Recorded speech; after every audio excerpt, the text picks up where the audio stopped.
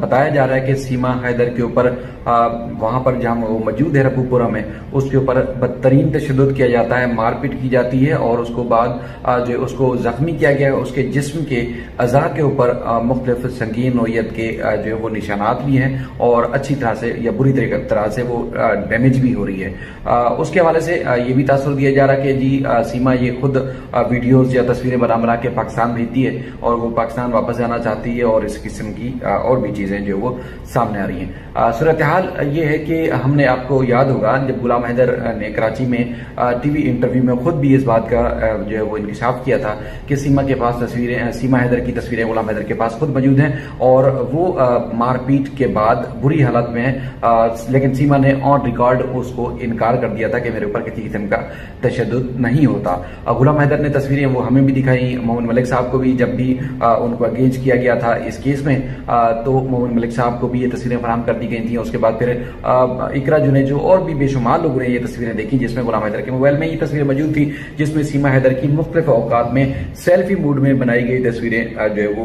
पास थी और जिसके ऊपर न सिर्फ उसकी आंख फूटी हुई थी बल्कि जिसमें के और भी कई हिस्सों के ऊपर निशानात थे। ये तस्वीरें जो है वायरल करना, सोशल मीडिया पे चलाना या उसके बाद फिर ये चला के जो है वो कुछ और मकासद हासिल करना बिल्कुल नहीं था। तो इसलिए गुलाम हैदर की तरफ से या हमारी तरफ से कहीं भी ना ये तासुर दिया गया और ना ही ये तस्वीरें वायरल की गई कि देखें जी सीमा के ऊपर इस किस्म का तशद्दुद हो रहा है। हालांकि गुलाम हैदर को उस वक्त चैनल ने, जिस चैनल के ऊपर वो इंटरव्यू दे रहे थे, मौका नहीं दिया था कि वो तस्वीरें दिखा सके। हालांकि उस वक्त गुलाम हैदर सीमा की मौजूदगी में बराह रास्त वो तस्वीरें दिखाना चाहते थे जो उस वक्त उनके पास मौजूद थी। इसका ये तस्वीरें सोशल मीडिया पे वायरल करने का मकसद ना तो कुछ और था और ना ही जो है वो ये मकसद था कि लोग देखें और उसके बाद फिर लोगों की राय जो है वो सामने आ सके। लेकिन मुख्तलिफ वीडियोस में हमने लाइव ट्रांसमिशन में और मुख्तलिफ औकात में, चाहे गुलाम हैदर का अपना यूट्यूब चैनल था, रामे साहब का था, फैसल भाई का था, मेरा था, इकरा जुनेजो का, इवन के आपने देखा होगा अंसार बानी एडवोकेट साहब के भी ऑफिस में हमने इस बात का तज़किरा किया, ये बात बताते रहे लोगों को कि उसके ऊपर बदतरीन तशद्दुद हो रहा है। तस्वीरें हमने वायरल नहीं की, तस्वीरें मौजूद थी और चूंकि इस मामले में कानूनी चाराजोई ही करनी थी, कानूनी तौर पर ही इस मामले से निपटना था। कुछ और रिकॉर्डिंग्स भी हैं, कुछ और सबूत भी, शवाहिद भी हैं जो कि चूंकि भारत में वकील है मोहम्मद मलिक साहब, तो ये कानूनी तौर पर उन्होंने ही आगे कानूनी तौर पर मुख्तलिफ अदालती फोरम पर या कानूनी फोरम पर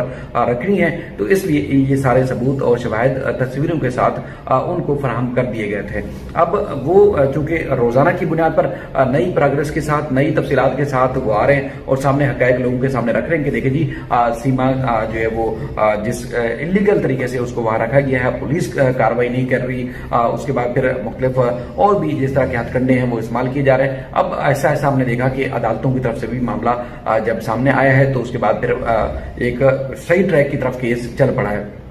तो उम्मीद है कि जो गुलाम हैदर के पास तस्वीरें थी जो मोहम्मद मलिक साहब को फराहम कर दी गई थी, मौका आने के ऊपर जब भी मौका आएगा अदालत में ये चीजें रखने के लिए तो वो कानूनी तौर पर अदालत के सामने रखी जाएगी। लेकिन हमने ये प्लान पहले भी किया था और अब भी है कि हमारे पास और भी बेशुमार सबूत हैं जो हमने फराहम नहीं करने, पब्लिक नहीं करने, लोगों को नहीं दिखाने, व्यूज के लिए या एक हाड़ाहुड़ी मचाने के लिए या एक हल्ला मचाने के लिए काम नहीं करना। सिर्फ और सिर्फ मकसद ये था कि ये सबूत आ गए थे, सबूत हमने कानूनी फोरम पर रखने थे और कानूनी फोरम पर रखने हैं। जब मौका मिलेगा कानूनी फोरम पर ही रखे जाएंगे, इसके अलावा कोई और किसी किस्म का मकसद नहीं है। बाकी मोहम्मद मलिक साहब चूंकि भारत में वकील हैं गुलाम हैदर के, और उसके बाद फिर आपने देखा कि पहले एक तरफा जिस तरह की रिपोर्टिंग थी, उसके बाद मोहम्मद मलिक साहब के आने के बाद अब जो स्टेप ये कानूनी लिए जा रहे हैं मोहम्मद मलिक साहब की तरफ से, अब वो भारत का media, international media, social media मुसलसल इस बात को लगातार रिपोर्ट भी कर रहा है। दूसरी तरफ चूंकि ये कार्रवाई फौरी बनती थी, फौरी एक्शन लेना था, फौरी एक्शन होना चाहिए था, लेकिन पुलिस ने अब तक जो है कोर्ट के नोटिस जारी होने के बावजूद, कोर्ट की जो है वो ये बात नोटिस पर आने के बावजूद के बाकायदा दरखास्त हो गई है, दरखास्त दायर हो गई है और 20 मुख्तलिफ धाराएं की खिलाफ वर्जी की जा रही है, कानून की खिलाफ वर्जी की जा रही है, तो पुलिस ने अब तक जो है ना तो सीमा, नेत्रपाल और सचिन के खिलाफ कार्रवाई नहीं की। ये बात बड़ी हैरान कुन भी है, परेशान कुन भी है और इस बात का कि दुनिया की सबसे बड़ी जमहूरियत और दुनिया की सबसे अजीम तरीन कौम, कहलाने वाली कौम, भारतीय कौम, हिंदुस्तानी कौम और उनके जो इदारे हैं वो आप सबके सामने हैं कि अब क्यों न जाने एक क्रिमिनल को,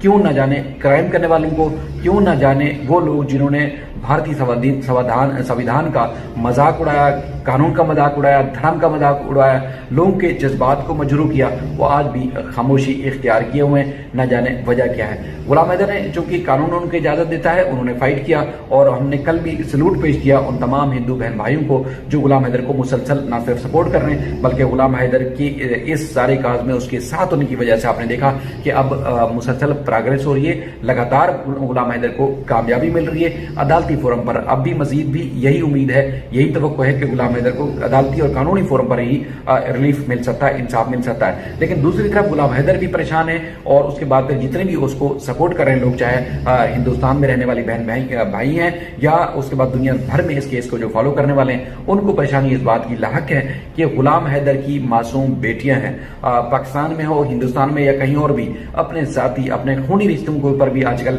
एतमाद नहीं किया जा सकता। जिस तरह बेटियों का इस्तेसाल किया जाता है, उनके साथ रेप के केसेस रिपोर्ट हो रहे हैं, उनके मुख्तलिफ संगीन नोयत के ऊपर जो है वो उनके ऊपर जो है तहफ़्फ़ुज़ात हैं, लेकिन उसके बावजूद जो है वो बच्चियों को ना तो कहीं रेस्क्यू किया गया है और ना ही पुलिस और किसी कानूनी जो है वो फोरम ने जो है इन बच्चियों को वहां से रेस्क्यू किया है और ना ही उनको रिलीफ दिया है, ना ही अब तक जो है उनको किसी अपनी निगरानी में रखा है। बच्चियां ज़ाहिर पाकिस्तानी हैं, फरहान पाकिस्तानी हैं, अल्टीमेट पाकिस्तान आने हैं। खुदा ना खास्ता अगर किसी किस्म का उनके ऊपर कोई चीज़ हो जाती है, उनको कोई खौफनाक चीज़ उनके ऊपर